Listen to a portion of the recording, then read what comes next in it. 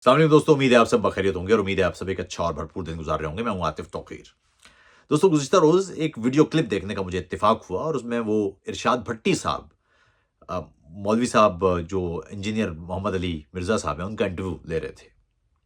और उस बीच में उनका सारा ज़ोर इस बात पर था कि इंजीनियर साहब, आपके पास कोई मज़हबी डिग्री तो है नहीं, तो अगर आपके पास मज़हबी डिग्री नहीं है तो आप किस हैसियत से फ़तवा दे रहे हैं? इससे पहले कि मैं कोई गुफ्तगू करूँ, मैं आपको सिर्फ़ एक तमहीद के तौर पर ये बात बता सकता हूँ कि इंसानी तारीख़ में सिर्फ़ मज़हबी, यानी इस्लामी मज़हब की मैं बात नहीं कर रहा या इस्लामी तारीख़ की बात नहीं कर रहा। इंसानी तारीख़ में जहाँ-जहाँ भी ताकत को ख़दशा लाहिक हुआ है ना कि ताकत छिन जाएगी या ताकत पर सवालात उठने लगे हैं या ताकत को कोई मुश्किल का सामना हुआ है, तो हर दौर में मज़हबी तबका उस ताकत के दिफ़ा के लिए इस्तेमाल हुआ है। मज़हबी टच, क्योंकि मज़हब की बुनियाद वो सवाल नहीं है बल्कि एतकाद है, यकीन है। तो ऐसे में सवाल करने वालों की बजाय यकीन दिलाने वालों का इस्तेमाल किया जाता है। आपने इन दिनों देखा होगा कि ज़ैद हामिद एक दफ़ा फिर मुतहर्रिक हैं। अब मालूम नहीं कि फ़ौजी ईमा पर हैं या खुद से ही मुतहर्रिक हो गए हैं रेलेवेंट होने के लिए। लेकिन ऐसे में इंजीनियर मोहम्मद अली साहब, वो ज़ाहिर है आपके सामने हैं। लेकिन अहम बात ये है कि जब हम सोशल साइंसेज़ में किसी शख्स को जाँचते हैं, तो उस जाँच का तरीक़ा बहुत वाज़ेह है। वो देखना ये होता है कि वो माशरती अक़दार, क़वानीन, दस्तूर, बैनुल-अक़वामी क़वानीन, वो उनके साथ कितनी मुताबिकत के साथ खड़ा है। तो इसलिए इंजीनियर मोहम्मद अली मिर्ज़ा साहब, उनको भी देखने का तरीक़ा ज़ाहिर है यही होगा। ज़ैद हामिद, उनको देखने का भी तरीक़ा यही होगा। मिसाल के तौर पर ज़ैद हामिद साहब कहते हैं जी कि उनका दिल चाहता है कि हिंदुस्तान के हुक्मरानों को बेड़ियों में जकड़ कर पेश किया जाए, और ज़ाहिर है ये बुनियादी अक़दार के खिलाफ़ है, बैनुल-अक़वामी क़ानून के खिलाफ़ है। तो इससे पता चल सकता है कि वो एक 2 नंबरी की बात कर रहे हैं।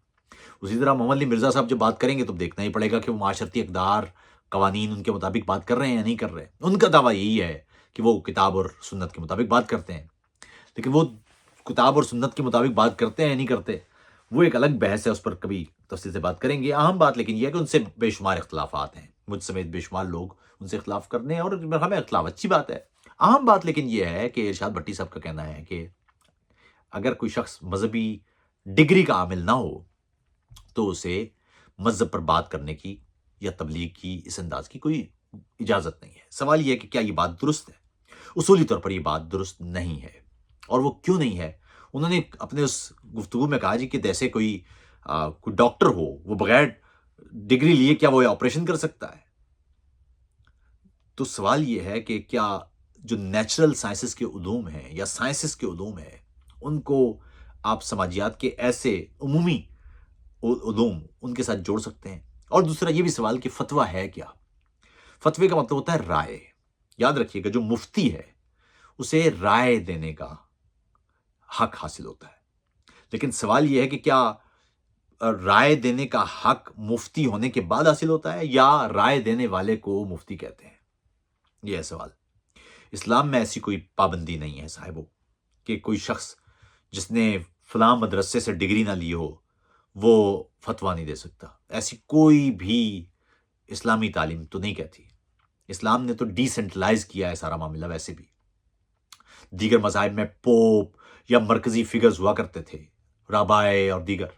लेकिन इस्लाम ने ये सारा सिस्टम ही ख़त्म कर दिया था। इस्लाम में तो सच्ची बात ये है कि मौलवी की गुंजाइश ही नहीं है, बुनियादी इस्लामी अकायद के मुताबिक। मौलवी तो एक गैर ज़रूरी और गैर इस्लामी शय है। यानी कोई भी शख्स खड़ा होके नमाज़ पढ़ा सकता है, कोई भी शख्स खड़ा होके जनाज़ा पढ़ा सकता है। ये तो तमाम, इतना तो सभी मुसलमानों को होना चाहिए। ये मौलवी अलग से तो इस्लाम ने तो ख़त्म कर दिया था। ये कहाँ से आ गया? तनख़्वाह लेके आप ये जो मस्जिद में, ये तो इस्लाम ने तो इसकी गुंजाइश नहीं रखी थी। ख़ैर, अहम बात लेकिन ये है कि क्या वाक़ई बगैर डिग्री लिए इंजीनियर खान साहब को ये इजाज़त मिलती है, मिर्ज़ा साहब को? तो साहिबो बात ये है कि इजाज़त तो मिलती है।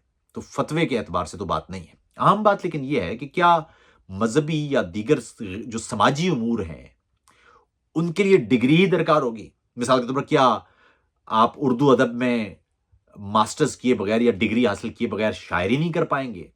या आप नस्र नहीं लिख पाएँगे, आपको नस्र निगार माना नहीं जाएगा? या आप गुलजी को कहेंगे कि साहब हम आपकी मुसव्वरी तब मानेंगे, पहले आप मुसव्वरी में आप कोई डिग्री लेके आएँ? तो क्या मज़हब भी ऐसा ही कोई डिसिप्लिन है कि जिसमें डिग्री की एज़ सच ज़रूरत नहीं है? ये देखना पड़ेगा। देखिए, मज़हब का एक हिस्सा जिसको थियोलॉजी कहते हैं, उसके लिए तो डिग्री आपको दरकार होगी। यानी आप जब थियोलॉजी में जाएँगे या मज़हबी नज़रिए के हवाले से बात करना चाहेंगे या मज़हब की थ्योरीज़ पे बात करेंगे, तो ज़ाहिर है आपको डिग्री दरकार होगी। लेकिन अगर एक शख्स है और वो कहता है कि फ़लाँ किताब कुरान के मुताबिक या सुन्नत के मुताबिक ये बात है, मैंने ये पढ़ी है, तो सवाल ये है कि क्या ऐसी सूरत में उसे ये राय देने का हक हासिल होगा? फिर दूसरा ये भी देखना होगा कि उसने फ़तवा किस एतबार से दिया है। मिसाल के तौर पर एक ऐसा मामला जो पहले वाज़ेह ना हो और उस पर फ़तवा दिया जाए, यानी आप इज्तिहाद या इजमा इससे इसके जो पूरा डिसिप्लिन है उससे निकल के आप खुद से यानी इज्तिहाद कर रहे हैं, तो ये देखना होगा कि अब आपकी जो मज़हबी तालीम है वो किस हद तक है। लेकिन अहम बात ये है कि एक ऐसा फ़तवा जो पहले से मौजूद हो, वही फ़तवा रिपीट करना। मिसाल के तौर पर अगर जैसे उन्होंने अपनी इस गुफ्तगू में भी कहा कि खुदा ने कहा है सूद हराम है, तो क्या मैं नहीं कह सकता सूद हराम है? उससे मुझे किसी मौलवी या किसी और आलिम की ज़रूरत क्या रहती है? वो किताबी बात कर रहे हैं। लेकिन अहम बात लेकिन ये है कि इतना आसान नहीं है ये मामला। कुछ चीज़ों में थियोलॉजी की कुछ चीज़ों में आपको वाक़ई डिग्री दरकार होती है, लेकिन कुछ चीज़ों में आपको डिग्री दरकार नहीं होती, आप राय दे सकते हैं। अहम बात लेकिन ये है कि इरशाद भट्टी साहब जो खुद सवाल कर रहे थे, उनसे सवाल इंजीनियर साहब को पूछना चाहिए था कि आप सहाफ़त कर रहे हैं, आपके पास सहाफ़त की डिग्री है। आपको याद होना चाहिए कि इरशाद भट्टी साहब पर्ल कॉन्टिनेंटल होटल में गालिबन काम किया करते थे और फिर उस वक़्त ज़ाहिर है आशीर्वाद के ज़रिए ऐसे लोगों को लाया गया था। आप याद रखिए इस वक़्त पीटीआई में जो पीटीआई का जो सहाफ़ियों का पूरा चरखा है, वो इरशाद भट्टी हों या वो इमरान रियाज़ ख़ान हों या वो साबिर शाकिर हों या वो जो चौधरी-वौधरी सारे हैं, ये सारे वो हैं जो 20 साल पहले आपने इनका नाम भी नहीं सुना होगा। ये सारे वो थे जो फ़ौजियों ने भर्ती किए थे एक ख़ास तरीके से सिविलियन स्फीयर को कंट्रोल करने के लिए। ये सारे वही हैं। ये तो इमरान रियाज़ तो ख़ैर खुद टीवी पे आके बता चुके हैं साहब कि हमें तो जीएचक्यू में ले जाके फाइलें दिखाई जाती थी और कहा जाता था कि दूसरों को आप इमरान खान के जो मुखालिफिन हैं, उनको आप चोर और डाकू कहें। तो इरशाद भट्टी साहब से पूछने की ज़रूरत ये है कि सहाफ़त की डिग्री है आपके पास? तो सहाफ़त कैसे करते फिर रहे हैं आप? ये सवाल पूछ लेते तो शायद उनके लिए बहुत सारी आसानी हो जाती है। अहम बात लेकिन ये है कि इरशाद भट्टी हों या कोई भी हो, राय देने का हक सबको मौजूद है। इसी का नाम जमहूरियत है। सवाल ये है कि इरशाद भट्टी साहब अपने डिग्री ना होने के बावजूद राय का हक मांग रहे हैं, लेकिन वो इंजीनियर साहब को डिग्री ना होने का ताना भी दे रहे हैं। ये है मुकम्मल मुनाफिकत। इमरान रियाज के पास डिग्री है सहाफत की, इरशाद भट्टी के पास डिग्री है, साबिर शाकिर के पास डिग्री है। साबिर शाकिर तो अंग्रेजी सीधी सीधी लिखी हुई नहीं पढ़, उर्दू नहीं पढ़ पाता वो। ये आपके वो लोग हैं जो मरकजी आपके नजरिया साज और मौकिफ साज और राय साज हैं। इससे अंदाजा लगाइए कि आप एक कैसे माशरे में जी रहे हैं।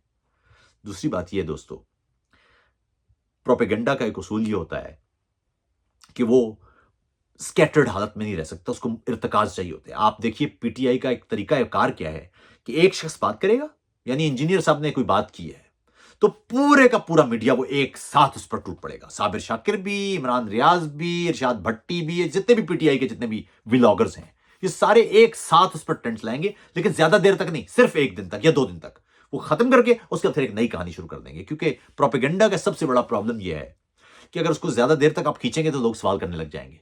तो सवाल तो करना नहीं है, क्योंकि सवाल करेंगे तो प्रोपेगेंडा रहेगा नहीं।